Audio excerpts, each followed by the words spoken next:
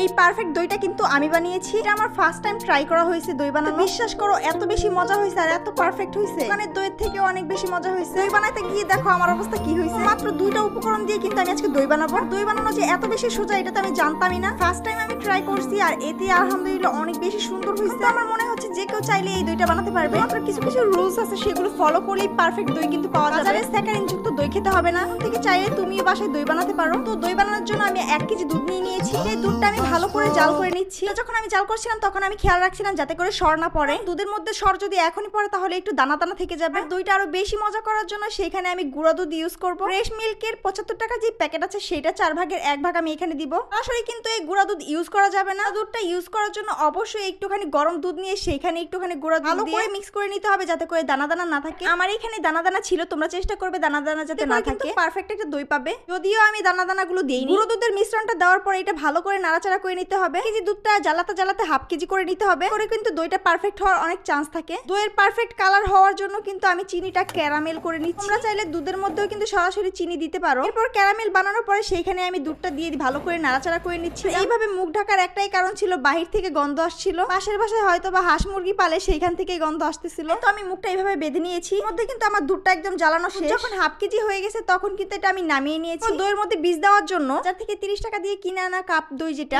আমি ইউজ করছি। এখানে টক দই মিষ্টি দই দুইটা ইউজ করতে পারো। আমি এখানে মিষ্টি দইটা ইউজ করেছি। যারা কিনা টক মিষ্টি দই চাও তারা কিন্তু অবশ্যই টক দইটা ইউজ করবে। বাজার থেকে কিনে আনা যে দইটা ছিল সেখান থেকে 2-3 চামচ নিয়ে ভালো করে গুলিয়ে নিয়ে এখানে দুধের মিশ্রণটা ঢেলে নিয়েছি। অবশ্যই এটা কুসুম গরম থাকা অবস্থায় ঢেলে নিতে হবে। এর আঙ্গুল সহ্য করতে পারে এরকম তাপমাত্রায় এর বীজটা দুধের মধ্যে দিতে হবে। দেওয়ার পরে অনবরত এইভাবে নাড়াচাড়া করতে হবে। ভালো করে এটা নাড়াচাড়া করে মিক্স করে নিতে হবে। একটু একটু ফেনা উঠিয়ে নিতে হবে। ফেনাগুলোই কিন্তু যখন জমে যাবে তখন সর হয়ে যাবে। যে পাত্রের মধ্যে দইটা জমাবো সেই পাত্রের মধ্যে দইয়ের মিশ্রণ ভালো করে লেপে নিয়ে এখানে কিন্তু দইয়ের মিশ্রণটা দিয়ে দিয়েছি। এটা চাইলে যে কোনো পাত্রের মধ্যেই বসাতে পারো, কাঁচের গ্লাসেও বসাতে পারো। যেহেতু অনেক বেশি দই খাওয়া হয় মাসে তো আরো বেশি লাগে, আর রমজান মাস ছাড়াও তো দই চিরা সকালের নাস্তা পরিমাণটা অনেক বেশি লাগে। ফাইনালি আমার হাজবেন্ডের কথা শুনে দই বানানোটা আমি শিখিয়ে নিলাম। দইয়ের মিশ্রণটা সম্পূর্ণ একটা গরম স্থানে রেখে দিতে হবে। কম্বলের মধ্যে সম্পূর্ণ মুড়িয়ে রেখেছিলাম। সকালবেলা দেখি একদম পারফেক্ট হয়ে গেছে। ফার্স্ট টাইম ছিল দই বানানো, আর এত বেশি পারফেক্ট হবে আর এত বেশি মজা হবে আমি তো ভাবতেই পারিনি। দই বানাতে বানাতে আমার নানার কথা মনে পড়ে গেল। নানা অনেক ভালো দই বানাতে পারে। যাই হোক আজকের ভিডিওটা এই পর্যন্তই।